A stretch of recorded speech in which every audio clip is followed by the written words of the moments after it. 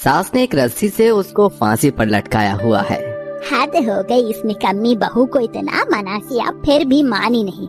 आखिर इस अनाथ को मेरे घर में उठा कर ले आई। आज तो मैं तुझे छोड़ूंगी नहीं, सड़क चाप लड़की।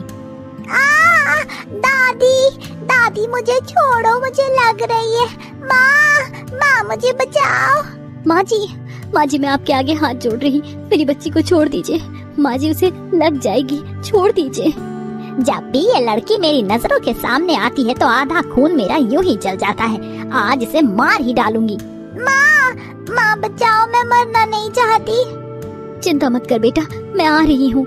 आरवी की सास ने अपनी पोती को एक रस्सी से फांसी पर लटकाया हुआ था और उसकी डोर उसके हाथ में थी। वहीं बाहर खड़ी आरवी अपनी बेटी के लिए चिल्ला रही थी, लेकिन कमला ने खुद को कमरे में बंद रखा था। तभी आरवी रोते हुए कहती है, माँ जी मैं आखिरी बार बोल रही हूँ, मेरी बच्ची को छोड़ दीजिए, खोलिए दरवाजा। तभी आरवी ईंट उठाकर जोर जोर से दरवाजे पर मारकर आखिरकार दरवाजे को तोड़कर अंदर घुस जाती है और गुस्से से अपनी सास के एक जोरदार चांटा जड़कर कहती है, माँ जी आपकी हिम्मत भी कैसे हुई मेरी बेटी के साथ ऐसा करने की। एक औरत होकर आप ममता का दर्द नहीं समझ पाई। तभी वो अपनी बेटी को वहाँ से रिहा करती है और अपनी बेटी को सीने से लगाकर कहती है, इंदु तू ठीक तो है ना? हाँ मैं बिल्कुल ठीक हूँ। मुझे तो लगा था माँ मैंने आपको हमेशा के लिए खो दिया। नहीं बेटा, मैं तुझे अपने से कैसे अलग होने दे सकती हूँ। आप मेरे साथ ऐसा कुछ करती तो मुझे समझ आता, पर मेरी बच्ची के साथ जो किया है मैं कतई बर्दाश्त नहीं करूँगी। आरवी पुलिस को कॉल करके कमला को अरेस्ट कराकर सलाखों के पीछे डाल देती है। आखिर कमला ने अपनी पोती के साथ ऐसा क्यों किया, ये जानने के लिए कुछ समय पीछे चलते हैं, जहां कमला अपनी गर्भवती बहू का बहुत ख्याल रखती थी और आरवी का 5वां महीना चल रहा था। तभी शाम के समय उसका पति युवराज उसके होने वाले बच्चे के लिए लकड़ी की काठी लाता है और कहता है, देखो आरवी मैं हमारे बच्चे के लिए क्या लेकर आया हूँ।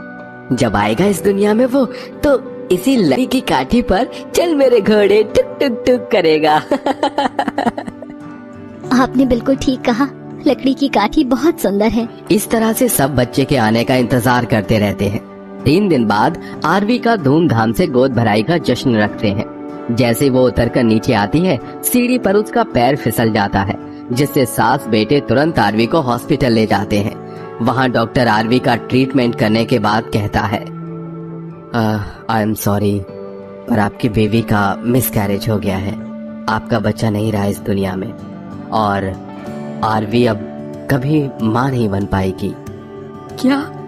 नहीं डॉक्टर, नहीं, आप झूठ बोल रहे हैं। आप झूठ मत बोलिए प्लीज, कुछ तो सोल्यूशन निकालिए। मेरी बीवी ये बात सहन नहीं कर पाएगी। डॉक्टर साहब ऐसा मत कीजिए, मैं आपके आगे हाथ जोड़ती हूँ, कोई तो रास्ता दिखाइए। माफ करना माँ जी, पर मैं आपको कोई झूठी तसल्ली नहीं देना चाहता। कमला और युवराज ये सुनकर कमजोर पड़ गए थे और जब आरवी को इस बात का आभास होता है तो वो टूट जाती है। 1 साल बीत जाता है, दोनों मिलकर आरवी को संभालते हैं। इस बीच युवराज को लाखों रुपए का घाटा हो जाता है। युवराज उसका मूड ठीक करने के लिए उसे माता के मंदिर ले जाता है, जहां आरवी कहती है, दुर्गा माँ आप भी तो एक माँ है, एक माँ होकर आप मेरी कोख को कैसे उजाड़ सकती है। मैं ऐसी बांझ जिंदगी नहीं जीना चाहती, मेरी झोली में भी एक बच्चे का सुख दे दीजिए, वरना मैं मर जाऊंगी।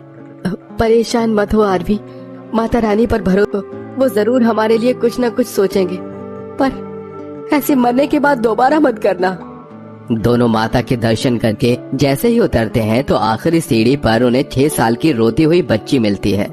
आरवी से देखा नहीं जाता और उस बच्ची से कहती है, क्या हुआ बेटा, तुम रो क्यों रही हो? तुम्हारे माता पिता कहाँ हैं? मेरे मम्मी पापा नहीं है आंटी, मैं यही